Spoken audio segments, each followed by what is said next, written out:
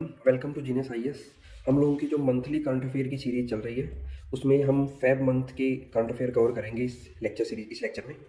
करने का भी सेम रहेगा कि मैं आपको करंट में जो न्यूज़ है उससे रिलेटेड साथ में जो भी स्टैटिक इन्फो होगी वो अवेलेबल करवाऊंगा और आपको उनको नोट डाउन करना है कहीं ना कहीं पे और नोट डाउन करके अपने शॉर्ट्स और क्रिस्पी नोट्स आप तैयार कीजिए ताकि बार बार आप उनको रिवाइज कर पाओ। तो स्टार्ट करते हैं फरवरी 2023 का करंट अफेयर। अगर आप यूपीएससी या कोई भी स्टेट पीसीएस एग्जाम लिख रहे हैं तो ये बहुत ही इंपॉर्टेंट करंट अफेयर आप लोगों के लिए। पहली न्यूज़ जो है फेब 2023 में वो हम लेंगे इंडस वाटर ट्रीटी से रिलेटेड। इंडस वाटर ट्रीटी के रिलेटेड इंडिया ने पाकिस्तान को एक नोटिस इशू किया है। अब इंडिया ने पाकिस्तान को नोटिस इशू किया है, ये तो हमारे लिए न्यूज़ का, ये तो हमारे लिए इंपॉर्टेंट नहीं है। हमारे लिए इंपॉर्टेंट है इंडस वाटर ट्रीटी। ये इंडस वाटर ट्रीटी किन दो कंट्रीज़ के बीच में है? पहला तो आपको वो पता होना चाहिए इंडिया और पाकिस्तान के बीच में है। दूसरा आपको इसका ईयर पता होना चाहिए कि कौन सी ईयर में ये ट्रीटी हुई थी। तीसरा इस ट्रीटी में जो मीडिएटर का काम किया था वो वर्ल्ड बैंक ने किया था। तो ये चीज़ें सारी की सारी फैक्चुअल इन्फॉर्मेशन है, ये आपको पता होनी चाहिए। अब ये ट्रीटी थी क्या वो देख लेते हैं। जो इंडस रिवर सिस्टम है, इंडस रिवर सिस्टम में इंडस रिवर है, देन झेलम रिवर है, चिनाब, रावी, ब्यास और सतलुज, ये सब रिवर्स मिला के पूरा इंडस रिवर सिस्टम बनता है। तो ये इंडस और उसकी ट्राइब्यूटरीज है। देन अब झेलम, चिनाब, रावी, ब्यास और सतलुज। पहला क्वेश्चन तो आपको यही बन सकता है कि सिक्वेंशियल ऑर्डर में आपको ये पता होना चाहिए कि नॉर्थ टू साउथ ये रिवर्स का ऑर्डर पता होना चाहिए आपको कि सबसे ऊपर इंडस है, then Jhelum, then Chenab, then Ravi, Beas और सतलुज। अब इंडस वाटर ट्रीटी क्या थी? इनको बोला जाता है वेस्टर्न रिवर्स और इन तीन को बोला जाता है ईस्टर्न रिवर। तो ट्रीटी के अकॉर्डिंग वेस्टर्न रिवर्स जो है उनका वाटर यूज करेगा Pakistan, majority of water, not all, और जो ईस्टर्न रिवर है उनका वाटर यूज करेगा इंडिया। ठीक है, तो ये ट्रीटी थी कि वेस्टर्न रिवर जो है इंडस रिवर सिस्टम में जो तीन रिवर है इंडस, झेलम और चिनाब, उनका वाटर यूज करेगा पाकिस्तान और ईस्टर्न रिवर का वाटर यूज करेगा इंडिया। अब आपको ये हो गया ट्रीटी के रिलेटेड। अब इसमें यूपीएससी ने लास्ट ईयर एक क्वेश्चन पूछ लिया था, लास्ट ईयर 2021 में यूपीएससी ने एक क्वेश्चन पूछा था कि इन रिवर्स में से कौन सी ऐसी रिवर है जो डायरेक्टली इंडस में मिलती है। तो डायरेक्टली इंडस में मिलने वाली रिवर जो है वो सतलुज है। ठीक है, तो ये इंडस रिवर सिस्टम आप एक बार पूरा का पूरा समझो, देखो कि क्या इंडस रिवर सिस्टम है, कौन सी रिवर के अंदर मर्ज होती है। ठीक है, वो पूरा आपको पता होना चाहिए। तो ये इंडस वाटर ट्रीटी थी जहाँ पे तीन रिवर्स का वाटर जिनको वेस्टर्न रिवर बोला जाता है उनको वो पाकिस्तान को यूज करना था और तीन रिवर्स का वाटर जिनको हम ईस्टर्न बोलते हैं उनका वाटर जो है वो इंडिया को यूज करना था। तो वो वर्ल्ड बैंक मीडिएटर था, 1960 में ये ट्रीटी हुई थी। इन रिवर्स के रिलेटेड आपको ये भी पता होना चाहिए कि इनका ओरिजिन कहाँ पे है, कौन से प्लेस से इनका ओरिजिन होता है, वो भी इंपॉर्टेंट है पीसीएस एग्जाम्स के पॉइंट ऑफ व्यू से, यूपीएससी के एग्जाम पॉइंट ऑफ व्यू से भी इंपॉर्टेंट है। तो आपको इनका ओरिजिन भी ट्रेस करना है कि कहाँ से इन सब रिवर्स का ओरिजिन होता है। नेक्स्ट चलते हैं, नेक्स्ट न्यूज में है शंघाई कॉर्पोरेशन ऑर्गेनाइजेशन, एससीओ, एक इंटर गवर्नमेंटल ऑर्गेनाइजेशन है। ये शंघाई कॉर्पोरेशन ऑर्गेनाइजेशन एक इंटर गवर्नमेंटल ऑर्गेनाइजेशन है। ये न्यूज में इसलिए है क्योंकि जो शंघाई है इसका जो फिल्म फेस्टिवल है उसकी ओपनिंग हुई है मुंबई में। तो फिल्म फेस्टिवल की ओपनिंग शंघाई की मुंबई में हुई है। ये तो न्यूज़ में मोस्ट प्रोबेबली नहीं पूछा जाएगा पेपर में आपसे पूछेंगे कि शंघाई कॉर्पोरेशन ऑर्गेनाइजेशन इंडिया किस तरह से रिलेटेड है, इंडिया इसका पार्ट है या नहीं है। तो हम शंघाई कॉर्पोरेशन ऑर्गेनाइजेशन के बारे में देख लेते हैं। ये इंटर गवर्नमेंटल ऑर्गेनाइजेशन है। 8 कंट्रीज इसका पार्ट थी पहले, अभी 9 हो गई हैं। तो जो 8 कंट्रीज का पार्ट थी उनको आप कैसे याद रखोगे? तो उसके लिए एक एक्रोनिम है टर्क। जो तुर्की में जो पीपल रहते हैं आप उनको याद रखो टर्क, देन पिक, किसी भी चीज़ को पिक करना। तो इनकी फुल फॉर्म क्या है, कौन सी वो 8 कंट्री है?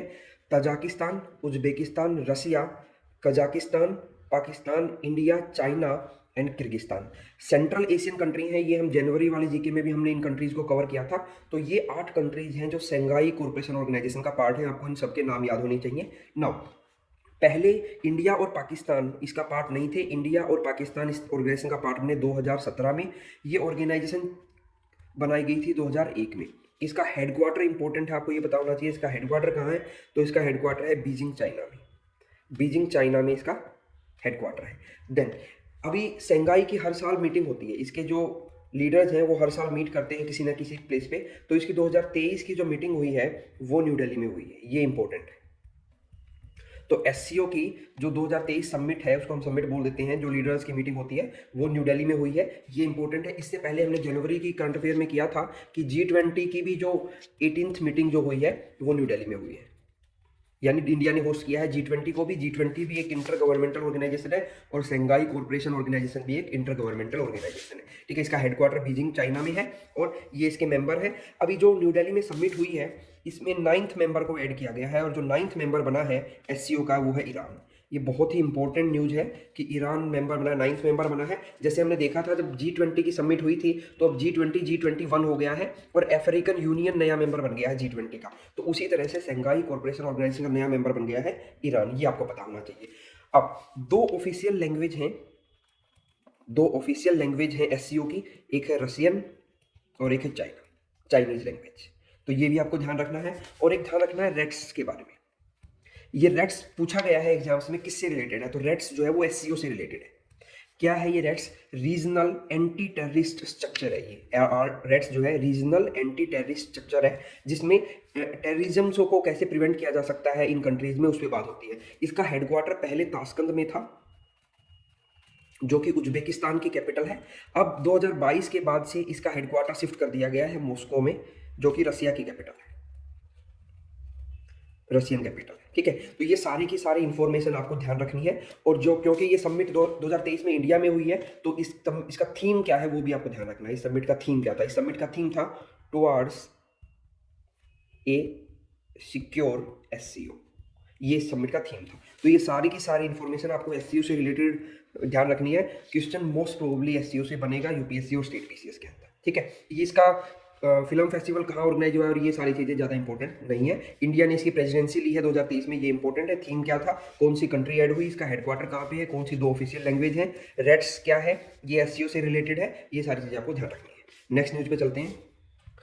नेक्स्ट न्यूज है हमारी व्हीकल्स पॉलिसी से। Union road transport and highway minister Nitin Gadkari announced from April 1 all government own vehicles that are older than 15 year old will be scrapped. तो जितने भी गवर्नमेंट द्वारा ओन व्हीकल हैं जो उनको 15 साल का टाइम हो गया है वो यूज़ नहीं किए जाएंगे। ये नया रूल, नई गाइडलाइंस आई हैं जिनको फॉलो करना है कि अब से जो भी पेट्रोल व्हीकल्स को 15 साल से ज़्यादा अगर किसी पेट्रोल व्हीकल्स को हो गया तो उसको रिन्यूअल नहीं मिलेगा, आप उसको यूज़ नहीं कर सकते।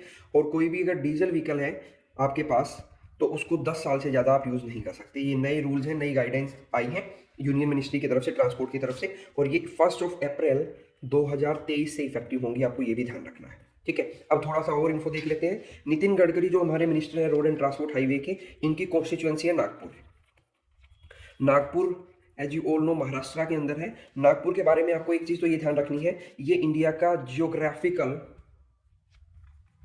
सेंटर है।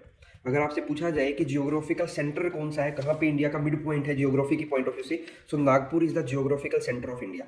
दूसरा, नागपुर को जाना जाता है ऑरेंज सिटी ऑफ इंडिया के नाम से, ऑरेंज सिटी ऑफ इंडिया, ठीक है। तो ये कुछ एक्स्ट्रा इन्फो है जो आपको ध्यान रखनी है। और ये नई पॉलिसी है व्हीकल से रिलेटेड, वो भी आपको ध्यान रखनी है, जहाँ पे पेट्रोल व्हीकल्स को हम 15 साल से ज़्यादा यूज़ नहीं करेंगे और डीजल व्हीकल को 10 साल से ज़्यादा यूज़ नहीं करेंगे। नेक्स्ट न्यूज़ पे चलते हैं। नेक्स्ट न्यूज़ है हमारी ministry of port shipping and waterways से रिलेटेड। तो वो क्या कर रही है ministry of port shipping and waterway, ये एक mega international container transshipment port बना रहे हैं। कहाँ पे बना रहे हैं? गालथे बे में बना रहे हैं। तो एक तो इंपॉर्टेंट न्यूज यही हो जाती है कि ये mega international container transport port India में कहाँ बनाया जा रहा है? तो ये गालथे बे में बनाया जा रहा है। ये गालथे बे कहाँ पे है? ये ग्रेट निकोबार आइलैंड्स में है, अंडमान एंड निकोबार आइलैंड के, ठीक है। अंडमान निकोबार आइलैंड के ग्रेट निकोबार से रिलेटेड एक न्यूज हमने जनवरी में भी कवर की थी जो सैम्पन ट्राइब से रिलेटेड थी, ठीक है। अंडमान निकोबार आइलैंड की कैपिटल जो है वो पोर्ट ब्लेयर है, ये आपको ध्यान रखना है। और यहाँ पे अंडमान निकोबार आइलैंड पे हमारी ट्राई सर्विसेज हैं उसका हेडक्वार्टर है, ये भी ध्यान रखना। ट्राई सर्विसेज यानी इंडियन एयरफोर्स, इंडियन नेवी, ठीक है, और इंडियन मिलिट्री, इन तीनों का ट्राई सर्विसेज का हेडक्वार्टर है जो हमारा जो है अंडमान निकोबार आइलैंड में है, ठीक है। तो ये ध्यान रखना है। ये इसलिए दूसरी बार न्यूज में आ गया है Andaman Nicobar island, great Nicobar island पे क्या बन रहा है? Mega international container transshipment port बन रही है। कहाँ पे? गालथे बे में। और गालथे बे जो है ये पोर्ट ब्लेयर, ये जो है अंडमान निकोबार पे, अंडमान निकोबार की कैपिटल है पोर्ट ब्लेयर। नेक्स्ट न्यूज पे चलते हैं। नेक्स्ट न्यूज रिलेटेड है जस्टिस जी रोहिणी कमीशन से। तो ये बहुत इंपॉर्टेंट है, कई साल से न्यूज में चल रहा है। वैसे ये जस्टिस जी रोहिणी कमीशन जो है किससे रिलेटेड है? तो आपको पता होना चाहिए सब categorisation of other backward classes, जो ओबीसी क्लासेज हैं उसमें फर्दर सब कैटेगराइजेशन कैसे किया जाए उसके लिए कमीशन बना रखा है इंडियन गवर्नमेंट ने, जिसको बोलते हैं जस्टिस जी रोहिणी कमीशन, ठीक है। अब ओबीसी से रिलेटेड और चीजें हम देख लेते हैं। एक मंडल कमीशन आया था मंडल कमीशन बनाया गया था, और ये कमीशन बनाया गया था 1979 में। उस टाइम पे जनता पार्टी की गवर्नमेंट थी, जनता पार्टी, और हमारे प्राइम मिनिस्टर थे मोरारजी देसाई। मोरारजी देसाई, ये सारी इन्फॉर्मेशन इंपॉर्टेंट है, आपको पता होनी चाहिए। मंडल कमीशन बना था 1979 में, जनता पार्टी की गवर्नमेंट बनी थी, इंडिया में पहली बार नॉन कांग्रेस गवर्नमेंट बनी थी, और हमारे पहले non Congress CM prime minister जो थे वो थे मोरारजी देसाई। तो मोरारजी देसाई ने एक कमीशन बनाया था, मंडल कमीशन।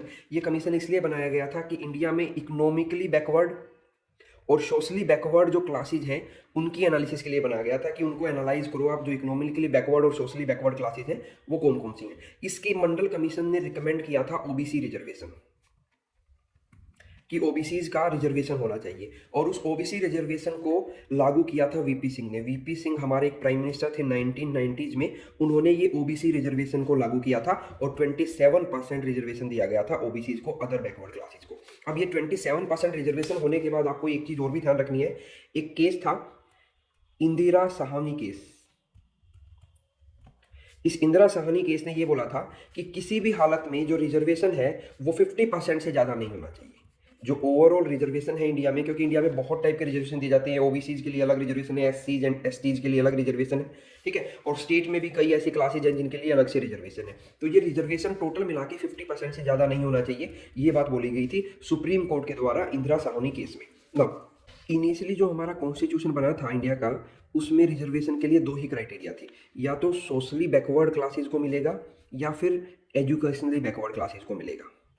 एजुकेशनली बैकवर्ड, वहाँ पे इकोनॉमिकली बैकवर्ड क्लासेस के बारे में कुछ भी नहीं बोला गया था कि इकोनॉमिकली बैकवर्ड क्लासेस को रिजर्वेशन मिलेगा, ऐसा कुछ मेंशन नहीं था। लेकिन 103rd कॉन्स्टिट्यूशनल अमेंडमेंट एक्ट किया गया 2019 में इंडियन गवर्नमेंट के द्वारा, और 10% रिजर्वेशन दे दिया गया इकोनॉमिकली वीकर सेक्शंस को, ईडब्ल्यूएस को 10% रिजर्वेशन दे दिया गया। अब हमारे कॉन्स्टिट्यूशन में रिजर्वेशन देने के 3 क्राइटेरिया है, या तो सोशली बैकवर्ड हो, एजुकेशनली बैकवर्ड हो, और इकोनॉमिकली बैकवर्ड ऐड किया गया 103rd कॉन्स्टिट्यूशनल अमेंडमेंट एक्ट से। ये अमेंडमेंट होने के बाद ये 10% जो ईडब्ल्यूएस रिजर्वेशन मिला, उसके बाद ये रिजर्वेशन अब 50% से ज़्यादा होता है, ठीक है। तो ये सारा का सारा आपको रिजर्वेशन के बारे में पता होना चाहिए। ये हमने न्यूज़ इसलिए पढ़ी है क्योंकि अभी एक्सटेंशन दे दिया गया है प्रेसिडेंट के द्वारा इस कमीशन को। 2017 में ये कमीशन ओरिजिनली बना था। नेक्स्ट चलते हैं। नेक्स्ट न्यूज़ है हमारी अगरकर रिसर्च इंस्टीट्यूट से। अगरकर रिसर्च इंस्टीट्यूट कहाँ पे है? पुणे में है। यही एक इंपॉर्टेंट न्यूज़ है हमारे लिए। दूसरा इन्होंने क्या किया है, लो एल्टीट्यूड बेसाल्ट प्लेटो फाइंड आउट किया है। कहाँ पे? वेस्टर्न घाट में। तो अगरकर रिसर्च इंस्टीट्यूट कहाँ पे है? इन्होंने लो एल्टीट्यूड बेसाल्ट प्लेटो जो है वो डिस्कवर किया है वेस्टर्न घाट में। ये भी इंपॉर्टेंट, आपको ध्यान रखना है। अब वेस्टर्न घाट पे ऑलरेडी यूपीएससी बहुत बार क्वेश्चन पूछ चुका है। एक तो आपको यही पता होना चाहिए कि वेस्टर्न घाट कहाँ से स्टार्ट होते हैं, तो गुजरात से स्टार्ट होते हैं। गुजरात, देन उसके बाद महाराष्ट्र, गोवा, कर्नाटका, केरला एंड तमिलनाडु में जाके खत्म होते हैं। तो टोटल 1 2 3 4 5 6 स्टेट में हमारे वेस्टर्न घाट फैले हुए हैं, ये आपको ध्यान रखना है। आपको साथ में ये भी ध्यान रखना है कि गुजरात जो है वो उसका लार्जेस्ट कोस्टल एरिया है। लार्जेस्ट कोस्टल एरिया इंडिया में किसी स्टेट का है तो वो गुजरात का है। देन बेसाल्ट क्या है? बेसाल्ट एक इग्नियस रॉक है, ये भी आपको ध्यान रखना है। इग्नियस रॉक है बेसाल्ट। इग्नियस रॉक कैसे बनती है? जो हमारी अर्थ है उसका जो इंटीरियर है, अर्थ के इंटीरियर में मैग्मा होता है। मैग्मा, ये ज्योग्राफिकल कंसेप्ट है, बस आप अभी इतना ध्यान रखना। मैग्मा होता है, और जो वो अर्थ के ऊपर बाहर निकलाता है, आउटर में निकलाता है, तो वही लावा बन जाता है। तो ये लावा जब अर्थ का मैग्मा बाहर लावा बन जाता है, और लावा बाहर आके सॉलिडिफाइड हो जाता है, सॉलिडिफाइड, तो वो इग्नियस रॉक बनाता है। तो इग्नियस रॉक की अलग अलग टाइप होती हैं, तो बेसाल्ट एक टाइप की इग्नियस रॉक है। और 90% ऑफ वोल्केनिक रॉक जो है वो इग्नियस है, वो बेसाल्ट है। 90% इग्नियस रॉक जो है वो बेसाल्ट है, ये आपको ध्यान रखना है। इग्नियस रॉक में भी इंट्रूसिव होती हैं और एक्सट्रूसिव होती हैं, तो ये एक्सट्रूसिव इग्नियस रॉक है, ये आपको ध्यान रखना है, बेसाल्ट, ठीक है। और प्लेटो कोई भी अर्थ का ऐसा कोई भी अर्थ सरफेस जो बाकी एरिया से ऊपर उठा हुआ होता है, ठीक है, लेकिन माउंटेन नहीं होता, माउंटेन या हिल ऐसा होगा स्ट्रक्चर, तो ये ऐसे स्ट्रक्चर को जो बाकी सराउंडिंग एरिया से ऊपर उठा होता है उसको हम प्लेटो बोल देते हैं, ठीक है। तो ये आपको सारी की सारी इन्फॉर्मेशन ध्यान रखनी है। नेक्स्ट न्यूज़ पे चलते हैं। नेक्स्ट न्यूज़ हमारी हॉकी वर्ल्ड कप से रिलेटेड है। हॉकी वर्ल्ड कप हुआ था भुवनेश्वर में, उड़ीसा में, इंडिया में हुआ था। और यहाँ पे मेंस हॉकी वर्ल्ड कप की बात कर रहे हैं। जर्मनी ने बीट किया है बेल्जियम को, और ये दोनों ही यूरोपियन कंट्री हैं, ठीक है। तो ये आपको स्पोर्ट्स से रिलेटेड न्यूज़ ध्यान रखनी है, तो करंट में थी। Germany beat Belgium in the men's hockey world cup it held it Bhubaneswar, the capital of Odisha, Indian state. Next news पे चलते हैं। नेक्स्ट न्यूज़ में है वर्ल्ड इकोनॉमिक आउटलुक। ये वर्ल्ड इकोनॉमिक आउटलुक क्या है? ये एक तरह की रिपोर्ट है जिसको आईएमएफ पब्लिश करता है। ये रिपोर्ट है वर्ल्ड इकोनॉमिक आउटलुक, किसको पब्लिश करता है? आईएमएफ। आईएमएफ क्या है? International monetary fund. ठीक है, ये आईएमएफ है। ये इंटरनेशनल मॉनिटरी फंड क्या है, तो थोड़ा सा उस पर जाते हैं। जब वर्ल्ड वॉर सेकेंड हुआ 1939 से 1945 में, माना जाता है वैसे ओवर हुआ, लेकिन 1944 में ही ओवर हो गया था। 1945 में उसमें ट्रीटी वगैरह हुई थी उसको रोकने के लिए, फाइनलाइज करने के लिए, द एंड करने के लिए वर्ल्ड वॉर का। तो 1944 में एक ब्रेटन वुड कॉन्फ्रेंस हुई थी। ब्रेटन वुड एक प्लेस का नाम है जहाँ पे कॉन्फ्रेंस हुई और बहुत सारी कंट्रीज़ के लीडर जो है वहाँ पे गैदर हुए। और ये कॉन्फ्रेंस इसलिए रिलेटेड हुई थी कि इकोनॉमिक जो लॉस हुआ है वर्ल्ड में उसको कैसे पूरा किया जाए, एक इकोनॉमिक स्टेबिलिटी कैसे लेके आई जाए पूरे वर्ल्ड में। तो ब्रेटन वुड कॉन्फ्रेंस में बहुत सारे कंट्रीज़ के लीडर आए और उन्होंने डिसाइड किया हम लोग दो ऑर्गेनाइजेशन बनाएंगे। एक ऑर्गेनाइजेशन होगी वर्ल्ड इंटरनेशनल मॉनिटरी फंड और दूसरी होगी वर्ल्ड बैंक। तो इन दोनों को ब्रेटन वुड सिस्टर्स के नाम से भी जाना जाता है। इंटरनेशनल मॉनिटरी फंड और वर्ल्ड बैंक, ये दोनों ब्रेटन वुड कॉन्फ्रेंस की देन है। तो आईएमएफ क्या करता है, कोई भी कंट्री अगर इकोनॉमिक क्राइसिस में है, फाइनेंशियल क्राइसिस में है कोई भी कंट्री, तो उसकी हेल्प करता है आईएमएफ उनको लोन देके। और वर्ल्ड बैंक क्या करता है, वर्ल्ड बैंक डेवलपमेंट प्रोजेक्ट्स के लिए लोन देता है अलग अलग कंट्रीज में। डेवलपमेंट प्रोजेक्ट के लिए तो लोन देता है वर्ल्ड बैंक, और इकोनॉमिक क्राइसिस में अगर कोई कंट्री है तो उसको लोन देता है आईएमएफ। तो ये दोनों ब्रेटन वुड कॉन्फ्रेंस से आई हुई ऑर्गेनाइजेशन है, दोनों इंटरनेशनल ऑर्गेनाइजेशन है। ठीक है, इन दोनों का हेडक्वार्टर इंपॉर्टेंट है, आपको ध्यान रखना है। दोनों का ही हेडक्वार्टर वाशिंगटन डीसी में है, वाशिंगटन डीसी। आईएमएफ का चीफ कौन है और वर्ल्ड बैंक का चीफ कौन है, ये दोनों नाम आपको पता होने चाहिए। आईएमएफ की चीफ है क्रिस्टीना जॉर्जिविया और वर्ल्ड बैंक के चीफ हैं अजय बंगा। अजय बंगा इंडियन कम्युनिटी से हैं। ठीक है, अजय बंगा आईएमएफ के चीफ हैं और क्रिस्टीना जॉर्जिविया जो है वो आईएमएफ की चीफ है, ये आपको ध्यान रखना है। तो इस आईएमएफ हर साल बहुत सारी रिपोर्ट पब्लिश करता है, तो उनमें से एक रिपोर्ट है वर्ल्ड इकोनॉमिक आउटलुक। तो ये वर्ल्ड इकोनॉमिक आउटलुक ने क्या बोला है, about 84% of the countries are expected to have lower headline inflation in 2023 than in 2022। तो उसने कुछ इन्फ्लेशन यानी महंगाई के बारे में कुछ बोला है। क्या बोला गया है इस रिपोर्ट में इंपॉर्टेंट नहीं है बिल्कुल भी, हमें सिर्फ इतना ध्यान रखता है कि वर्ल्ड इकोनॉमिक आउटलुक कौन देता है, आईएमएफ देता है। आईएमएफ क्या है, एक इंटरनेशनल ऑर्गेनाइजेशन है जो इकोनॉमिक क्राइसिस में कंट्रीज की हेल्प करता है, और इसको ब्रेटन वुड कॉन्फ्रेंस में बनाया गया था, और इसके साथ मिलके वर्ल्ड बैंक और आईएमएफ को बोला जाता है ब्रेटन वुड सिस्टर्स के नाम से इनको जाना जाता है दोनों को। ये चीज़ें सारी आपको ध्यान रखनी है। देन उसके बाद थोड़ा सा ये देख लेते हैं कि जो इन्फ्लेशन जो होती है, महंगाई जो होती है, ये दो टाइप की होती है। एक तो होती है हेडलाइन इन्फ्लेशन और एक होती है कोर इन्फ्लेशन। ठीक है, तो अलग अलग प्रोडक्ट के अलग अलग जो हम गुड्स एंड सर्विसेज लेते हैं, जो हम यूज करते हैं, जो भी प्रोडक्ट और सर्विसेज यूज कर रहे हैं, उनके प्राइस के बढ़ने को इन्फ्लेशन बोला जाता है। तो दो टाइप की इन्फ्लेशन होती है, हेडलाइन इन्फ्लेशन और कोर इन्फ्लेशन। क्या फर्क होता है, अगर मैं जितने भी गुड्स और सर्विसेज हैं उनके प्राइस में जो इन्फ्लेशन है, उस इन्फ्लेशन में से फूड और एनर्जी से रिलेटेड जितने भी प्रोडक्ट और सर्विसेज हैं, गुड्स और सर्विसेज हैं, उनके इन्फ्लेशन को टोटल इन्फ्लेशन में से माइनस कर दूंगा। यानी हेडलाइन होता है टोटल इन्फ्लेशन में से फूड और एनर्जी के इन्फ्लेशन को मैं माइनस कर दूंगा, तो कोर इन्फ्लेशन का डाटा आ जाता है। तो आपको ये भी ध्यान रखना है, इन्फ्लेशन महंगाई दो टाइप की होती है, हेडलाइन और कोर। हेडलाइन टोटल इन्फ्लेशन जो होती है, कोई भी गुड्स और सर्विस है उनमें जो महंगाई हुई है वो हमारी हेडलाइन इन्फ्लेशन होती है। अगर मैं हेडलाइन इन्फ्लेशन में से फूड और एनर्जी की इन्फ्लेशन को माइनस कर देता हूं तो मुझे कोर इन्फ्लेशन का डाटा मिल जाता है। अब जो ये सीपीआई है, सीपीआई की फुल फॉर्म होती है consumer price index. Consumer price index, ये कंज्यूमर प्राइस इंडेक्स को इंडिया में पब्लिश करता है एनएसओ, नेशनल स्टैटिस्टिकल ऑफिस है एक इंडिया में, वो इस कंज्यूमर प्राइस इंडेक्स को देता है हर साल। एक रिपोर्ट, एक तरह का इंडेक्स है ये, जिसका पब्लिश किया जाता है एनएसओ द्वारा। ये भी इंपॉर्टेंट है, आपको ध्यान रखना है। और एनएसओ जो है वो मोस्पी के अंडर में काम करता है। ये ministry of statistical and programme implementation की एक मिनिस्ट्री है। जैसे होम मिनिस्ट्री, फाइनेंस मिनिस्ट्री, अलग अलग मिनिस्ट्रीज हैं, ऐसे ही मोस्पी एक मिनिस्ट्री है, ministry of statistics and programme implementation. उसके अंडर में एक ऑर्गेनाइजेशन है एनएसओ, नेशनल स्टैटिस्टिकल ऑर्गेनाइजेशन, और ये कंज्यूमर प्राइस इंडेक्स देती है हमें हर साल। मैं ये जो एक न्यूज़ में बहुत सारी मल्टीपल न्यूज़ कवर कर रहा हूँ, बहुत सारे मल्टीपल फैक्ट्स कवर कर रहा हूँ, ये सब इंपॉर्टेंट है, या तो ये प्रीवियस ईयर पेपर में पूछे जा चुके हैं या इनके पूछे जाने की पॉसिबिलिटी मैक्सिमम है। जो मैं कवर कर रहा हूँ वो मैक्सिमम वो है जो प्रीवियस ईयर पेपर में पूछे जा चुके हैं। ठीक है, तो आप इनको केयरफुली कवर करना। नेक्स्ट चलते हैं। नेक्स्ट है हमारा इकोनॉमिक डिवीजन से रिलेटेड। ये इकोनॉमिक डिवीजन है डिपार्टमेंट ऑफ इकोनॉमिक अफेयर्स की। ये डिपार्टमेंट ऑफ इकोनॉमिक अफेयर्स आता है हमारा मिनिस्ट्री ऑफ फाइनेंस के अंदर। हमारी एक मिनिस्ट्री है, मिनिस्ट्री ऑफ फाइनेंस, जिसकी मिनिस्टर है निर्मला सीतारमण। ठीक है, वो पहली full time female finance minister भी है इंडिया की। सो मिनिस्ट्री ऑफ फाइनेंस के अंडर में एक डिपार्टमेंट है जिसका नाम है department of economic affair. Department of economic affair के नीचे दो डिवीजन है, एक है इकोनॉमिक डिवीजन और एक है बजट डिवीजन। इकोनॉमिक डिवीजन जो है वो प्रिपेयर करती है इकोनॉमिक सर्वे हर साल, और जो बजट डिवीजन है डिपार्टमेंट ऑफ इकोनॉमिक अफेयर की, वो देती है बजट, जो इंडिया का बजट होता है टोटल हर साल जो फेब में पब्लिश होता है, तो वो बजट देती है। ये इकोनॉमिक सर्वे क्या होता है? इकोनॉमिक सर्वे में 2 वॉल्यूम होती हैं, यानी 2 बुक होती हैं। पहली बुक में ये लिखा होता है कि पिछले साल हम लोगों ने जो जो भी पॉलिसी, जो जो भी स्कीम इंप्लीमेंट की, उसका क्या इम्पैक्ट रहा। ठीक है, और एक दूसरी वॉल्यूम होती है जिसमें फ्यूचर के बारे में चीज़ें लिखी होती हैं कि फ्यूचर में इंडिया अलग अलग सेक्टर्स में कैसा परफॉर्म करेगा। तो इंडिया की ओवरऑल इकोनॉमिक्स के बारे में या इकोनॉमी के बारे में लिखा होता है इकोनॉमिक सर्वे में। इस इकोनॉमिक सर्वे को बनाने वाले मेन पर्सन को बोलते हैं chief economic adviser. Chief economic adviser जो इंडिया में फिलहाल है वो है अनंथा नागेश्वरन हमारे चीफ इकोनॉमिक एडवाइजर हैं। चीफ इकोनॉमिक एडवाइजर को 3 साल के लिए चुना जाता है इंडिया में। ठीक है, इनका टेन्योर जो होता है जनरली वो 3 साल होता है। तो ये सारी की सारी इन्फॉर्मेशन आपको ध्यान रखनी है। और न्यूज़ में भी यही था कि economic division of department of economic affair under the guidance of chief economic adviser prepare the economic survey. तो इकोनॉमिक सर्वे कौन बनाता है इंडिया में?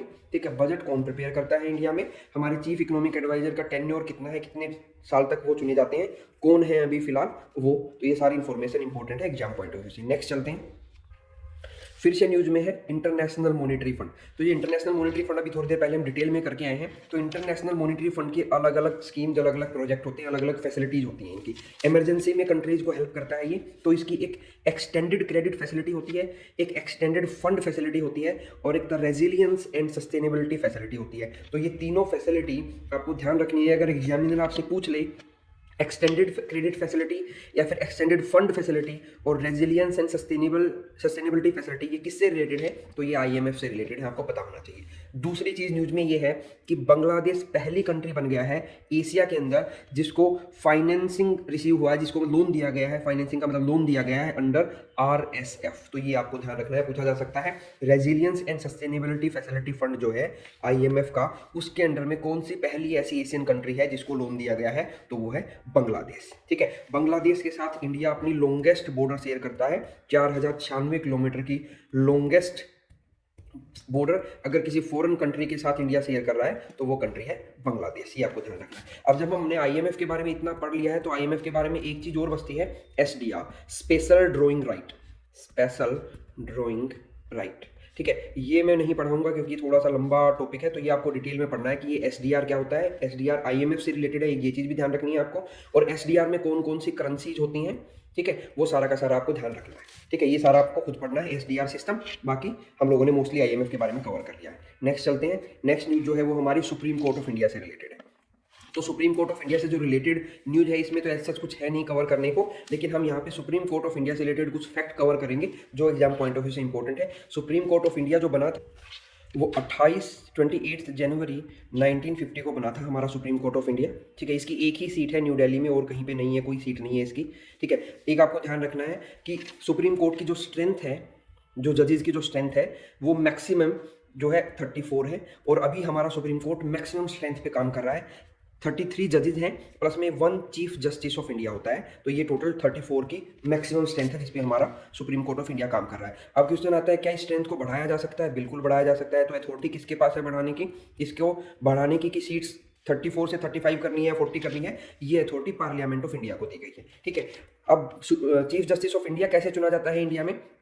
चीफ जस्टिस ऑफ इंडिया जो सीनियर मोस्ट जज होता है, वो जो सुप्रीम कोर्ट में, उसको चीफ जस्टिस ऑफ इंडिया चुना जाता है। चीफ जस्टिस ऑफ इंडिया जो है वो प्रेसिडेंट को सब, जो प्रेसिडेंट की ओथ है वो चीफ जस्टिस ऑफ इंडिया दिलाता है, आपको ये भी ध्यान रखना है। ठीक है, और चीफ जस्टिस ऑफ इंडिया के बारे में ये भी ध्यान रखना है कि अगर वाइस प्रेसिडेंट और प्रेसिडेंट दोनों पोस्ट खाली हैं तो उस केस में chief justice of India president बन सकते हैं। और ऐसा इंडिया में एक बार ही हुआ है, वो सिर्फ 1 टाइम। तो आपको उस पर्सन का नाम बताना है, उस पर्सन का नाम लिखना है जो चीफ जस्टिस ऑफ इंडिया थे और वो प्रेसिडेंट ऑफ इंडिया का उन्होंने एक्स्ट्रा रिस्पॉन्सिबिलिटी ली थी एक टाइम में। ठीक है, ये सारी इन्फॉर्मेशन आपको सुप्रीम कोर्ट के बारे में लिखनी है। वैसे सुप्रीम कोर्ट के बारे में बहुत सारी और भी इन्फॉर्मेशन आपको कवर करनी है, लेकिन ये कुछ बेसिक है जो मैंने कवर की है। नेक्स्ट चलते हैं।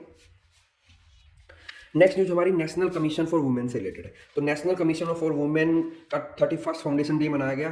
इंपॉर्टेंट नहीं है हमारे लिए, important national commission for women. इसमें आपको क्या क्या ध्यान रखना है? एक तो ध्यान रखना है कि ये कब बना था, 1992 में बना था। दूसरा आपको ध्यान रखना है कि ये एक स्टैट्यूटरी बॉडी है। स्टैट्यूटरी बॉडी वो होती है जो पार्लियामेंट के एक्ट से बनाई जाती है। ये चीज़ मैंने पहले वाले सेशन में भी कवर की थी, ठीक है। Under national commission for women act 1990 के अंडर में 1992 को नेशनल कमीशन फॉर वुमेन बनाया गया था। तो ये इन्फॉर्मेशन आपको नेशनल कमीशन फॉर वुमेन के बारे में ध्यान रखनी है। नेक्स्ट न्यूज़ पे चलते हैं। नेक्स्ट न्यूज़ है आंध्र प्रदेश से रिलेटेड। आंध्र प्रदेश के जो चीफ मिनिस्टर है वाई एस जगन मोहन रेड्डी, उन्होंने बोला है कि हम स्टेट कैपिटल को शिफ्ट करके वाइजैग करेंगे। वाइजैग और विशाखापट्टनम दोनों एक ही चीज़ है, ठीक है। इससे पहले अभी जो स्टेट है उसने प्रपोज किया था कि हम 3 कैपिटल बनाएंगे। ऐसे 3 कैपिटल का सिस्टम साउथ अफ्रीका में है। साउथ अफ्रीका की 3 अलग अलग कैपिटल है। लेजिस्लेटिव कैपिटल अलग है, जुडिशियल कैपिटल अलग है और एडमिनिस्ट्रेटिव कैपिटल अलग है। तो ये तीनों कैपिटल साउथ अफ्रीका की आपको नोट डाउन करनी है कि साउथ अफ्रीका की लेजिस्लेटिव कैपिटल कौन सी है। साउथ अफ्रीका एक अफ्रीकन कंट्री है, ठीक है। तो साउथ अफ्रीका की लेजिस्लेटिव कैपिटल कौन सी है, जुडिशियल कैपिटल कौन सी है और एडमिनिस्ट्रेटिव कैपिटल कौन सी है। तो उसी पैटर्न पे अभी प्रपोज किया गया था कि आंध्र प्रदेश अपनी 3 कैपिटल बनाएगा। वाइजैग को ये अपनी एग्जीक्यूटिव या एडमिनिस्ट्रेटिव कैपिटल बनाएगा, अमरावती को लेजिस्लेटिव कैपिटल बनाएगा और कुर्नूल को ये जुडिशियल कैपिटल बनाएगा। तो उसी क्रम में अभी ये बोला गया है कि जो मेन स्टेट कैपिटल है वो हम लोग विशाखापट्टनम में शिफ्ट करेंगे। फिलहाल आंध्र प्रदेश की जो कैपिटल है वो अमरावती है। 2014 में आंध्र प्रदेश और तेलंगाना 2 अलग अलग स्टेट बन गए थे। तो तेलंगाना की कैपिटल हैदराबाद है और आंध्र प्रदेश की नई कैपिटल बनी थी अमरावती। और ये अमरावती कैपिटल जो है ये कृष्णा रिवर के बैंक पे है। ये भी क्वेश्चन पूछा जा चुका है कि ये कौन से रिवर के बैंक पे है अमरावती, तो कृष्णा रिवर के बैंक पे है, ठीक है। तो ये सारी इंफॉर्मेशन आपको आंध्र प्रदेश के बारे में ध्यान रखनी है। नेक्स्ट न्यूज़ पे चलते हैं। नेक्स्ट न्यूज़ पे है फ्रांस, इंडिया और यूएई ने मिलके एक ग्रुप बनाया है, एक ब्लॉक बनाया है जिसका नाम है डिफेंस एंड एनर्जी ब्लॉक। तो इंपॉर्टेंट है, इंडिया अगर किसी भी इंटरनेशनल ऑर्गेनाइजेशन का मेंबर है या किसी भी ब्लॉक का मेंबर है, चाहे वो फॉर्मल हो इनफॉर्मल हो, तो वो इंपॉर्टेंट है। तो इंडिया अभी तक हमने देखा था इंडिया G20 का मेंबर है, हम लोग कवर कर चुके हैं। इंडिया जो है वो SCO का मेंबर भी है, शंघाई कोऑपरेशन ऑर्गेनाइजेशन। और मैंने बताया था इंडिया MTCR का मेंबर है, missile technology control region. India जो है वो ऑस्ट्रेलियन ग्रुप का मेंबर है। इंडिया जो है वो वासेनार अरेंजमेंट का मेंबर है। ये सारी चीज़ें हम लोग ऑलरेडी कवर कर चुके हैं। अब एक नया ब्लॉक है डिफेंस एंड एनर्जी ब्लॉक, उसका मेंबर भी है इंडिया। उसके 3 ही मेंबर हैं, फ्रांस, इंडिया और यूएई। यूएई के रिगार्डिंग आपको ध्यान रखना है, आपको यूएई में भी COP28 हुई थी, ठीक है। और फ्रांस के रीयूनियन आइलैंड है, रीयूनियन आइलैंड, और ये रीयूनियन आइलैंड फ्रांस की ओवरसीज टेरिटरी है इंडियन ओशियन के अंदर, ठीक है। जैसे इंडिया की ओवरसीज टेरिटरी है Andaman and Nicobar Indian ocean में, ऐसे ही फ्रांस की ओवरसीज टेरिटरी है रीयूनियन आइलैंड्स। तो ये ब्लॉक किस लिए बनाया गया है? ऐसे ब्लॉक जनरली पॉलिटिकल, इकोनॉमिकल या कल्चरल स्टेबिलिटी के लिए बनाए जाते हैं, ठीक है। तो बस आपको ये ध्यान रखना है कि ये डिफेंस ब्लॉक के 3 मेंबर कौन से हैं, फ्रांस, इंडिया और यूएई, ठीक है। फ्रांस से हम लोगों ने राफेल फाइटर जेट भी लिए थे कुछ टाइम पहले, ये भी आपको ध्यान रखना है। नेक्स्ट चलते हैं। नेक्स्ट है न्यूज, नेक्स्ट न्यूज जो हमें कवर करनी है वो है हमारी union finance minister Nirmala Sitharaman ने जो अभी पीछे 2023 में जो बजट प्रेजेंट किया था, फेब 2023 में बताया था कि हमारी जो पर कैपिटा इनकम है has more than double two 1.97 lakh over the past 9 years. अभी जो हमारी पर कैपिटा इनकम, पहले पर कैपिटा इनकम समझो क्या होती है। Per capita income, per capita income को निकालते हैं टोटल इंडिया की जो जीडीपी है उसको डिवाइड करते हैं टोटल पॉपुलेशन से इंडिया की,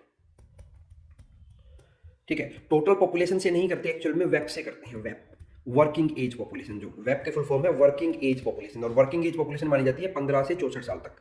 तो इस एज ग्रुप में कितने पर्सन है उनको जीडीपी से डिवाइड कर दिया जाता है, टोटल जीडीपी इंडिया की, तो उससे हमारी निकलाती है पर कैपिटा इनकम। तो पर कैपिटा इनकम हमारी जो है वो फिलहाल 1.97 लाख है पर ईयर, ये आपको ध्यान रखना है। देन उसके बाद पीएम किसान स्कीम का जिक्र हुआ इस न्यूज में, तो पीएम किसान स्कीम देख लेते हैं। पीएम किसान स्कीम जो है वो 2019 में हुई थी लॉन्च। इसमें क्या किया था कि जो भी फार्मर जिनके पास 2 हेक्टेयर या उससे कम लैंड है उन सबको 6,000 रुपये दिए जाएंगे एक साल के 3 इंस्टॉलमेंट में 2-2 हज़ार की।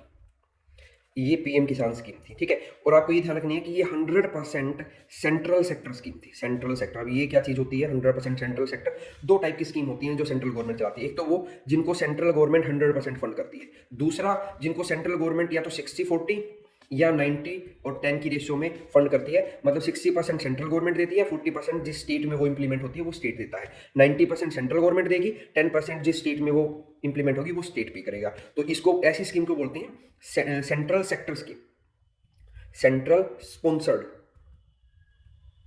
स्कीम्स, ठीक है। और ये होगी सेंट्रल सेक्टर स्कीम जहां पे 100% जो है वो सेंट्रल पे करता है, स्टेट का कोई भी हिस्सेदारी नहीं होती है। तो पीएम किसान एक ऐसी ही योजना थी जो 2019 के बजट में दी गई थी। नेक्स्ट न्यूज पे चलते हैं। नेक्स्ट न्यूज फिर से बजट से रिलेटेड है जो 2023 में आया था। उसमें बोला गया था कि इंडिया जो है सिकल सेल एनीमिया, ये एक डिजीज होती है आरबीसी से रिलेटेड। जो हमारी रेड ब्लड कॉर्पेसल्स हैं उनका साइज जो है वो डिफरेंट हो जाता है, मिस शेप हो जाती है, वो अलग, उनकी जो रेगुलर शेप है उससे हट के अलग सिकल दराती टाइप शेप बन जाती है उनकी, ऐसी कुछ शेप बन जाती है, ठीक है। तो उसको बोलते हैं सिकल सेल एनीमिया। तो सिकल सेल एनीमिया को एलिमिनेट करने का हमारा टारगेट है 2047 तक। इंपॉर्टेंट है, आपको ध्यान रखना है। ऐसा ही एक टारगेट मैंने आपको बताया था इंडिया का, कार्बन न्यूट्रल बनने का टारगेट है इंडिया का 2070 तक। और हमने किया था इंडियन रेलवे का कार्बन न्यूट्रल होने का टारगेट है 2030 तक। तो एलिमिनेट करेंगे हम सिकल सेल एनीमिया को 2047 तक, और टीबी को एलिमिनेट करने का जो हमारा टारगेट है वो 2025 तक है, ठीक है। और टीबी पेशेंट्स है उनके लिए एक स्कीम भी चलती है इंडिया में जिसको हम बोलते हैं निक्षय योजना, निक्षय पोषण योजना, ठीक है। तो ये निक्षय पोषण योजना में क्या होता है, जो भी टीबी पेशेंट है उनको पर मंथ 500 रुपये दिए जाते हैं, ठीक है, ताकि वो अपनी हेल्थ का ध्यान रख सके। तो टीबी को एलिमिनेट करने का हमारा टारगेट है 2025 तक, सिकल सेल एनीमिया को एलिमिनेट करने का टारगेट है 2047 तक, ठीक है। आरबीसी से रिलेटेड ये डिसीज है। आरबीसी की फॉर्मेशन होती है बोन मैरो में, और आरबीसी की लाइफ साइकिल होती है 120 दिन की, 120 डेज की। ये कुछ और फैक्ट्स हैं जो आप ध्यान रख सकते हो। नेक्स्ट न्यूज पे चलते हैं। नेक्स्ट न्यूज है हमारी यूनिसेफ से रिलेटेड। यूनिसेफ जो है वो है United Nations international children fund. तो ऑब्वियसली ये यूनाइटेड नेशन की एक स्पेशल एजेंसी है जो चिल्ड्रंस के लिए काम करती है। तो यूनिसेफ ने रिसेंटली एक रिपोर्ट दिया जिस रिपोर्ट का नाम है prospects for children in the poly crisis, a 2023 global outlook. तो ये रिपोर्ट का ध्यान रखना है आपको, किसने दिया है, इस रिपोर्ट में क्या बोला गया है वो इंपॉर्टेंट नहीं होता है। मैं अगेन बता रहा हूँ, बहुत सारी रिपोर्ट पब्लिश होती हैं हर साल, आपको सिर्फ कुछ रिपोर्ट्स पढ़नी होती हैं, उनमें से वो हम कवर अप कर लेंगे। तो ऐसी एक रिपोर्ट है prospects for children in poly crisis 2023 global outlook. ये रिपोर्ट किसने दी है, यूनिसेफ ने दी है। यूनिसेफ का हेडक्वार्टर जो है वो न्यूयॉर्क में, न्यूयॉर्क में, ठीक है। और यूनिसेफ क्या फुल फॉर्म है, United nation international children fund. ये सारी इंफॉर्मेशन आपको उसके बारे में ध्यान रखनी है। नेक्स्ट न्यूज पे चलते हैं। नेक्स्ट न्यूज भी कोई खास नहीं है। हमारी इन्वायरमेंट जो मिनिस्ट्री है, environment forest and climate change, उन्होंने ई वेस्ट मैनेजमेंट के रूल्स दिए हैं 2023। तो ये आपको ध्यान रखना है। पिछले रूल्स में कुछ अमेंडमेंट किया है, कैडमियम और लेड को ऐड किया है सोलर पैनल्स के अंदर, ठीक है। तो कुछ बहुत इंपॉर्टेंट न्यूज़ नहीं है, बस थोड़ा सा ध्यान रखना कि ये ई वेस्ट मैनेजमेंट के रूल्स कौन सी मिनिस्ट्री देती है, ये इंपॉर्टेंट है, ये आपको ध्यान रखना है। नेक्स्ट न्यूज़ पे चलते हैं। नेक्स्ट इंपॉर्टेंट न्यूज है, finance minister stated that Pradhan Mantri PVGT development mission will be launch to improve socio economic condition of particularly vulnerable tribal group. अब ये PVTG पे यूपीएससी क्वेश्चन पूछ चुका है, तो इंपॉर्टेंट हो जाता है। तो इसके बारे में थोड़ा सा डिटेल में देखेंगे। नई स्कीम तो का कोई खास नाम नहीं है, तो इसलिए हम उस पर नहीं जाएंगे। तो टोटल 75 ऐसे PVGT हैं इंडिया में जिनको बोला जाता है पर्टिकुलरली वनरेबल ट्राइबल ग्रुप्स। तो ट्राइबल ग्रुप्स में यानी शेड्यूल्ड ट्राइब में फर्दर सब कैटेगराइजेशन है ये पर्टिकुलरली वनरेबल ट्राइबल ग्रुप। तो 75 हैं टोटल नंबर में, हमें ये ध्यान रखना है। दूसरा हमें ध्यान रखना है कि ये शेड्यूल्ड ट्राइब्स का सब कैटेगराइजेशन है, सब कैटेगरी है एक। किसने इसको रिकमेंड किया था, देबर कमीशन आया था 1975 में, तब उसने इसको रिकमेंड किया था कि ऐसा कुछ पर्टिकुलरली वल्नरेबल ट्राइबल ग्रुप होना चाहिए। और ये ट्राइबल ग्रुप हाईएस्ट है सबसे ज्यादा उड़ीसा में, ठीक है। नंबर कितना है उड़ीसा में, ये ध्यान रखना भाई, ध्यान रखना कि आउट ऑफ 75 सबसे ज्यादा उड़ीसा में है, टोटल 75 है, ठीक है। देबर कमीशन था 1975 का, उसने ये सब कैटेगराइजेशन ऑफ एसटी को रिकमेंड किया था, जिसको गवर्नमेंट ने मान लिया था। यूपीएससी का जो क्वेश्चन आया था उसमें अगर आपको ये पता हो कि 75 है नंबर, तो उससे वो सोल्व हो रहा था। तो ये इन्फॉर्मेशन इंपॉर्टेंट आपको ध्यान रखनी है PVTG के बारे में। नेक्स्ट चलते हैं। नेक्स्ट न्यूज में है Indian Institute of Science Education and Research Bhopal में। तो आपको ये इंपॉर्टेंट है, आपको जितने भी इंडियन इंस्टीट्यूट्स हैं कोई भी किसी भी फील्ड से रिलेटेड उसके उनका ध्यान होना चाहिए कि वो कहाँ पे हैं। तो Indian Institute of Science Education and research जो है वो भोपाल में है, ठीक है। भोपाल मध्य प्रदेश में है, देन मध्य प्रदेश की कैपिटल सिटी है भोपाल। अब वहाँ पे क्या हुआ है कि पहली बार 4 नेटिव काउ ब्रीड्स के जीनोम्स को ड्राफ्ट किया गया, उनकी जीनोम सीक्वेंसिंग की गई है। अब तो इंपॉर्टेंट हमारे लिए ये हो जाता है कि ये काउ ब्रीड्स कौन कौन सी है, कासरगढ़ ड्वार्फ, कासरगढ़ कपिला, वैखूर एंड अंगोल। तो ये आपसे एग्जामिनर ये पूछेगा कि ये जो कासरगढ़ ड्वार्फ है, कासरगढ़ कपिला है, वैखूर है और ओंगल है, ये किसकी ब्रीड है या ये टर्म्स किससे रिलेटेड है। तो ये टर्म्स जो है नेटिव इंडियन काऊ की ब्रीड है ये चारों के चारों। तो ये आपको इतना ध्यान होना चाहिए, सिर्फ इनकी सीक्वेंसिंग की गई या नहीं की गई उससे रिलेटेड क्वेश्चन नहीं आएगा। एग्जामिनर पूछेगा तो आपसे पूछेगा ये क्या है, ये न्यूज में थी, ये क्या है, तो ये नेटिव इंडियन काऊ ब्रीड्स है और इनको सीक्वेंस किया गया है Indian Institute of Science Education and Research Bhopal द्वारा। नेक्स्ट चलते हैं, नेक्स्ट देखते हैं कौन सी न्यूज है। नेक्स्ट न्यूज रिलेटेड है हमारी इंडिया और यूएसए से रिलेटेड। इंडिया और USA have agreed to constitute task force to boost cooperation in semiconductor industry. तो क्वेश्चन सिंपल होगा कि इंडिया ने कौन सी कंट्री के साथ मिलकर एक टास्क फोर्स बनाई है to boost cooperation in semiconductor industry. Semiconductor industry बहुत इंपॉर्टेंट इंडस्ट्री है आज के टाइम पे, और जो अभी तक जो लीड कर रहा है जो तेज सेमीकंडक्टर इंडस्ट्री में वो है ताइवान। ताइवान जो है अभी बहुत लीड कर रहा है सेमीकंडक्टर इंडस्ट्री में। Semiconductor industry as you all know कि सेमीकंडक्टर्स हमारे जितने भी इलेक्ट्रॉनिक इक्विपमेंट है वो चलाने के लिए चाहिए। तो इंडिया और यूएसए के ने एक एग्रीमेंट किया है कि हम एक टास्क फोर्स बनाएंगे जो बूस्ट करेगा कोऑपरेशन सेमीकंडक्टर इंडस्ट्री में। दूसरा आपको ध्यान रखना है यूएसए के बारे में, इंडिया का लार्जेस्ट एक्सपोर्टर है।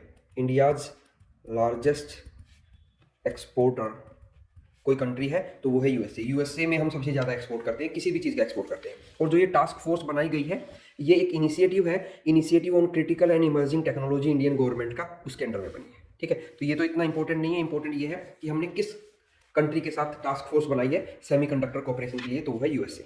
नेक्स्ट चलते हैं।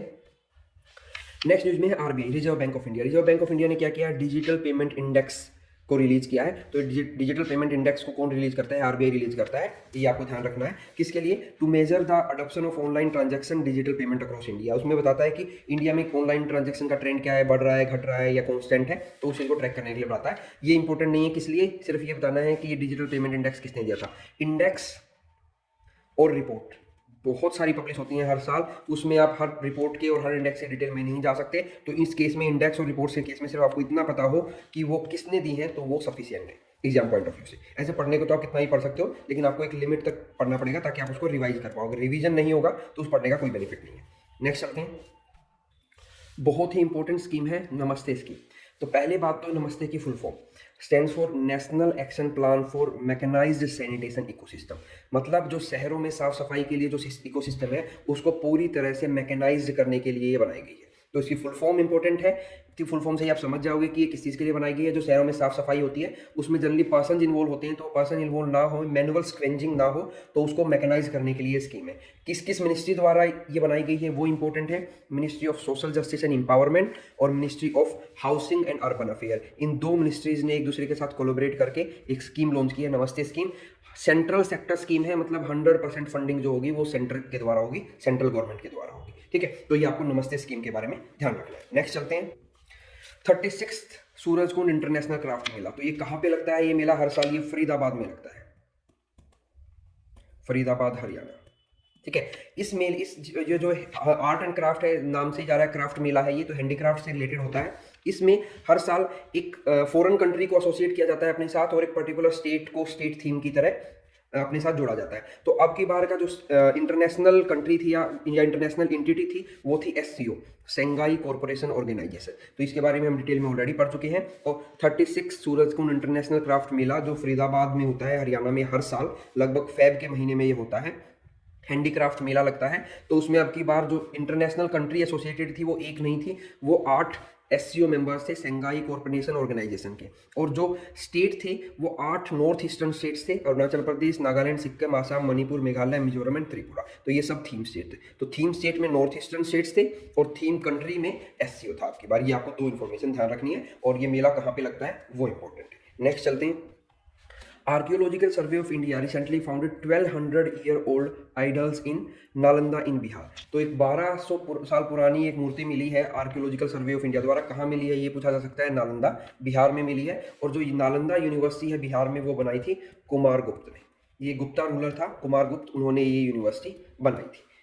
ठीक है, बाकी इसमें जो इन्फॉर्मेशन है वो इतनी इंपॉर्टेंट नहीं है, सिर्फ आपको ये ध्यान रखना है ये 1200 ईयर ओल्ड पुरानी जो मूर्ति है वो कहाँ मिली अगर पूछ लिया जाए तो नालंदा बिहार में मिली है, एएसआई द्वारा। एग्रीकल्चर सर्वे ऑफ इंडिया के बारे में हम ऑलरेडी पढ़ चुके हैं पहले।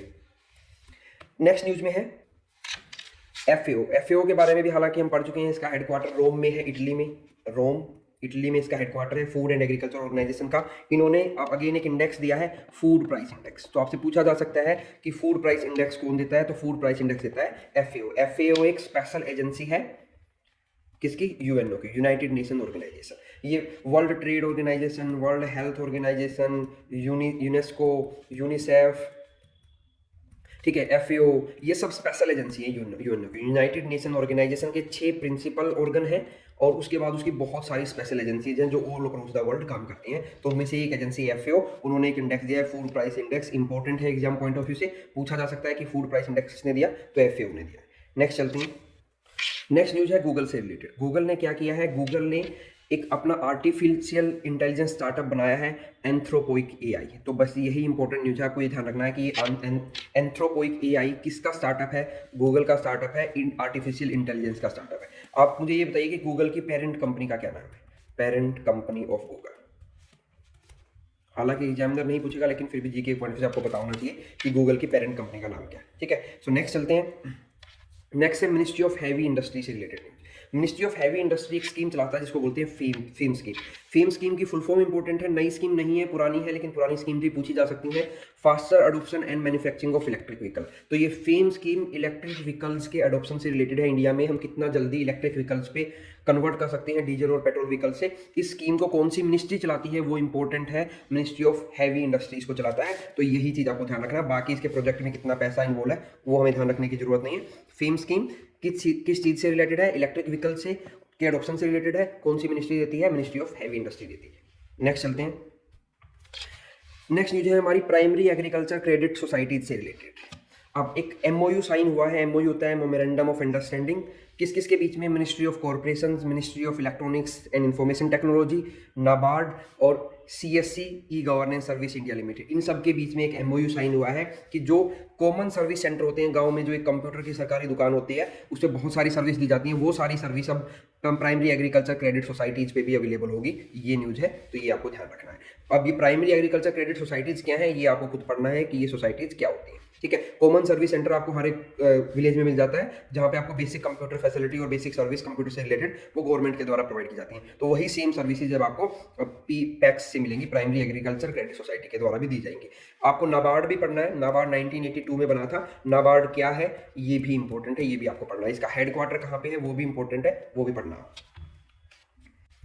नेक्स्ट है बाइंड स्कीम से रिलेटेड। बाइंड स्कीम की फुल फॉर्म क्या है, broadcasting infrastructure, broadcasting infrastructure and network development. तो नाम से ही पता लग रहा है कि ब्रॉडकास्टिंग के इंफ्रास्ट्रक्चर को स्ट्रॉन्ग करना है, उसके लिए स्कीम है। कौन सी मिनिस्ट्री देती है, ministry of information and broadcast ने ये स्कीम दी है, जिसको आईबी मिनिस्ट्री भी बोलते हैं, ministry of information and broadcasting. सिर्फ यही ध्यान रखना है, बाइंड स्कीम की फुल फॉर्म और कौन सी मिनिस्ट्री ने ये स्कीम दी है। नेक्स्ट चलते हैं। नेक्स्ट न्यूज में है न्यू फैमिली लॉज। कहाँ के न्यू फैमिली लॉज न्यूज में है, यूएई के न्यूज में है, यूनाइटेड अरब अमीरात। तो यूनाइटेड अरब अमीरात ने नए फैमिली लॉ बनाए हैं जिनको बोला है फेडरल पर्सनल स्टेटस लॉज। तो पूछा जा सकता है federal personal law status laws for non Muslim resident कौन सी कंट्री ने बनाए हैं, यूएई ने बनाए हैं। ऐसे भी पूछा जा सकता है कि यूएई ने जो नॉन मुस्लिम रेजिडेंट्स के लिए लॉ बनाए हैं उनका नाम क्या है। ऐसा भी पूछा जा सकता है कि यूएई ने जो फेडरल पर्सनल स्टेटस लॉज बनाए हैं वो किसके लिए बनाए हैं। तो अलग अलग तरह से एग्जामिनर ट्विस्ट कर सकता है क्वेश्चन को। तो ये बेसिक इन्फो है जो आपको ध्यान रखनी है, बाकी आप डिटेल के लिए इसको पढ़ सकते हैं, और चीज़ें इंपॉर्टेंट नहीं है। इंपॉर्टेंट ये तीन ही चीज़ें, federal personal status law, new family laws है, नॉन मुस्लिम रेजिडेंट के लिए यूएई ने बनाए हैं, ठीक है। नेक्स्ट चलते हैं। नेक्स्ट न्यूज है यूनाइटेड स्टेट्स और फिलीपींस। फिलीपींस एक साउथ ईस्ट एशियन कंट्री है, मतलब एशिया के साउथ ईस्ट में ये कंट्री है फिलीपींस, ठीक है। तो साउथ ईस्ट एशियन कंट्रीज का एक ग्रुप भी है जिसको हम एशियान बोलते हैं, एशियान। तो एशियान क्या है ये पढ़ना है आपको खुद, ठीक है। आगे कभी किसी उसमें आएगा तो हम कवर करेंगे, तब तक आप पढ़ो कि एशियान क्या है, कौन कौन से इसके मेंबर हैं, ठीक है। इसके जो 11 मेंबर हैं वो 11 मेंबर्स आपको ध्यान रखने हैं कौन कौन सी है, ठीक है। उसकी सबमिट, इसका हेडक्वार्टर कहाँ पे है, इसकी हर साल सबमिट होती है, 2023 में इसकी सबमिट कहाँ पे हुई है, और इंडिया एशियान का मेंबर नहीं है, ये आपको ध्यान रखना है। देन अब फिलीपींस ने क्या बोला है यूएसए को कि हम एक्सपेंड करना चाहते हैं आपका मिलिट्री प्रेजेंस, कहाँ पे, साउथ ईस्ट एशियन नेशंस में। क्यों ये मिलिट्री प्रेजेंस को बढ़ाना चाहते हैं, उसके लिए आपको 9 डैश लाइन पढ़ना पड़ेगा। 9 डैश लाइन एक कंसेप्ट है चाइना का, ठीक है। चाइना 9 डैश लाइन को यूज करके साउथ ईस्ट एशियन कंट्रीज को तंग करता रहता है। तो ये 9 डैश लाइन आपको पढ़ना है क्या है, इससे आपको समझ में आ जाएगा कि क्यों फिलीपींस यूएसए की हेल्प मांग रहा है। तो फिलीपीन ने यूएसए के साथ एक पैक्ट किया है, उन्होंने बोला है कि हम आपका इन्हांस डिफेंस कोऑपरेशन एग्रीमेंट आपके साथ कर रहे हैं और हमें आपका कोऑपरेशन चाहिए साउथ ईस्ट एशियन रीजन में। उसका रीजन क्या है, क्यों चाह रहे हैं, उसके लिए आपको 9 डैश लाइन कंसेप्ट पढ़ना पड़ेगा। आप पढ़िए 9 डैश लाइन कंसेप्ट क्या है चाइना का, और एशियान के बारे में भी पढ़िए, ठीक है। नेक्स्ट चलते हैं।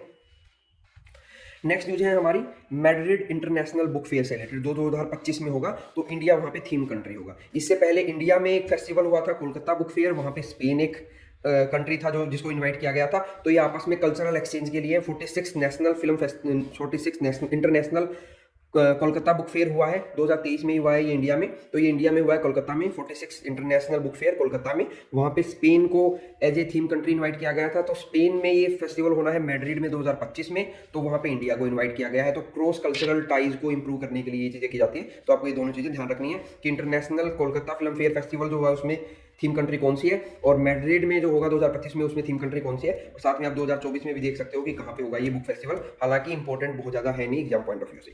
नेक्स्ट चलते हैं। नेक्स्ट है कोल इंडिया के बारे में। कोल इंडिया की एक आर्म है महानदी कोल फील्ड्स। तो महानदी कोल फील्ड्स ने क्या किया है, एक ड्रोन टेक्नोलॉजी यूज की है इन्होंने कोल माइनिंग के लिए, for environmental monitoring, volume measurement and digital mapping of mines के लिए।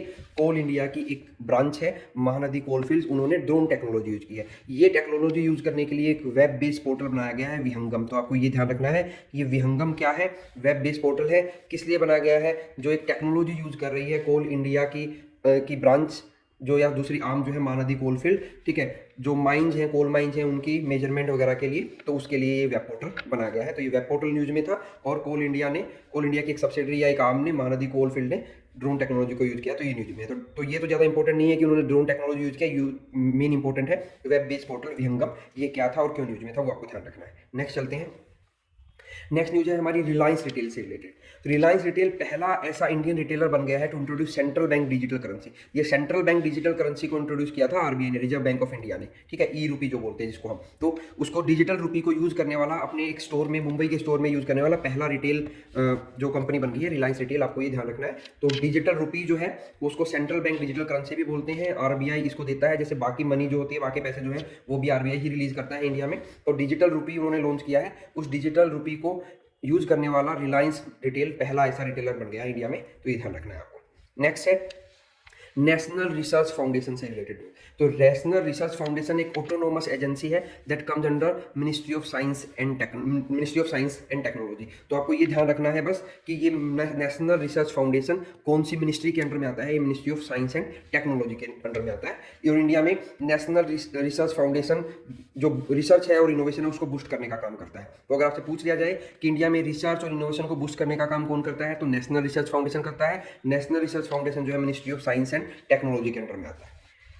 नेक्स्ट है न्यूज में मीडियम डायनेस्टी अमोर्फस। तो आपसे पूछ सकते हैं कि ये मीडियम डायनेस्टी अमोर्फस जो न्यूज में है ये क्या है। तो आपको बताना है ये एक टाइप की आइस है, ठीक है, जो नई फॉर्म है आइस की जिसको साइंटिस्ट ने डिस्कवर किया है। तो साइंटिस्ट डिस्कवरी में बहुत ज़्यादा डिटेल में हम नहीं जाएंगे, पूछता नहीं है क्योंकि एग्जामिनर, तो बस इतना पूछ सकता है कि मीडियम डेंसिटी अमोर्फस नाम की कोई चीज़ न्यूज में थी, तो वो क्या थी, वो आइस थी, एक न्यू टाइप ऑफ आइस जो साइंटिस्ट ने अभी डिस्कवर की थी। नेक्स्ट चलते हैं।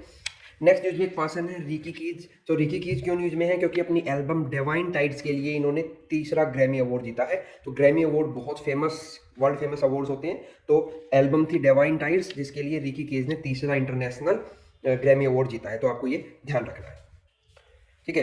तो वो यंगेस्ट पर्सन है इस अवार्ड को जीतने वाले और फोर्थ इंडियन है। तो इतना डिटेल में नहीं जाएंगे क्योंकि इतने भी इंपॉर्टेंट नहीं है ग्रैमी अवार्ड, सिर्फ इतना पूछा जा सकता है कि ये पर्सन, क्योंकि इसको अभी रिसेंटली ग्रैमी अवार्ड मिला है, उनकी एल्बम का नाम कि कौन सी एल्बम के लिए उनको ये मिला है। नेक्स्ट न्यूज में है किरुना। किरुना क्या है, ये टाउन है। किरुना टाउन जो है ये स्वीडन में है। तो ये यहाँ पे कुछ एक प्रॉब्लम हुई है अभी। तो प्रॉब्लम क्या है कि यहाँ पे लगभग 18,000 इंडिविजुअल रहते हैं और एक वुडन चर्च है, ये एक सिटी है। तो इस सिटी को ये माना जा रहा है कि ये सिटी लगभग खत्म हो जाएगी क्योंकि यहाँ पे आयरन की माइनिंग होती है इस जगह पे, वर्ल्ड लार्जेस्ट आयरन और माइनिंग है। तो माइनिंग करने के चक्कर में ये पूरी की पूरी सिटी जो है वो तबाह हो जाएगी, तो इसलिए ये न्यूज में है। तो पूछा जा सकता है किरुना नाम का एक प्लेस न्यूज में था, तो ये कहाँ पे है, स्वीडन में है। तो स्वीडन की जो कैपिटल है वो है स्टॉकहोम कन्वेंशन है, एक स्टॉकहोम कन्वेंशन है पीओपी से रिलेटेड, परसिस्टेंट ऑर्गेनिक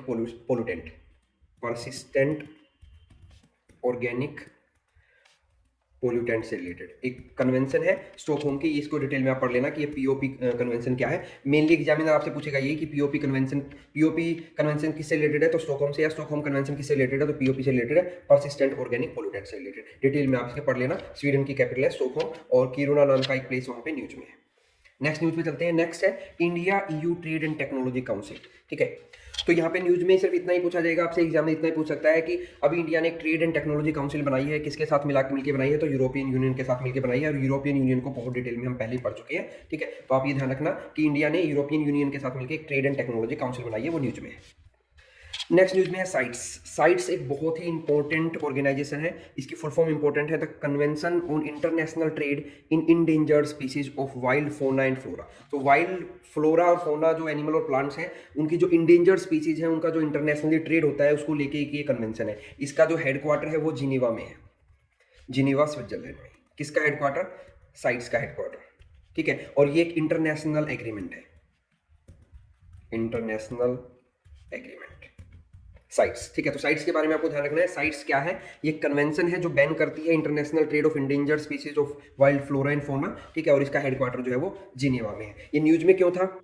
अभी ये रेड सैंडर्स के ट्रेड को लेकर, रेड सैंडर्स का जो इलीगल ट्रेडिंग हो रहा था, ये रेड सैंडर्स वही है जो एक पुष्पा नाम की अभी मूवी आई थी कुछ टाइम पहले, बहुत काफ़ी फेमस हुई थी। ठीक है, तो उसमें उसमें दिखाया गया था इनकी तस्करी होती है। तो रेड सैंडर्स जो है वो एंडेमिक ट्री स्पीसीज है ईस्टर्न घाट में, और पर्टिकुलरली आंध्र प्रदेश में ये पाए जाते हैं। एंडेमिक मतलब होता है एक पर्टिकुलर एरिया तक रिस्ट्रिक्टेड हो। ठीक है, तो आपको ये ध्यान रखना है कि रेड सैंडर्स जो है एंडेमिक स्पीसीज है, कहाँ पे? ईस्टर्न घाट में मिलती है ये मेनली, और ईस्टर्न घाट में भी आंध्र प्रदेश में मिलती है। तो इससे ये न्यूज में थे कि इनका काफ़ी जगह से कॉन्फेस्टिकेशन किया गया था, सीजर और स्पेसिमेन को एक्सपोर्ट करने की कोशिश की गई है इंडिया से, तो उसको लेके ये न्यूज में थी। तो ये जो कन्वेंशन है ऐसी ही एक्सपोर्ट और इंपोर्ट को प्रिवेंट करती है। ठीक है, तो हमें रेड सेंटर्स के बारे में पढ़ना है कि कहाँ की एंडेमिक स्पीसीज है, कहाँ पाई जाती है, और साइट्स का हेडक्वार्टर कहाँ पे है, और ये एक इंटरनेशनल एग्रीमेंट से बनी हुई ऑर्गेनाइजेशन है। नेक्स्ट चलते हैं।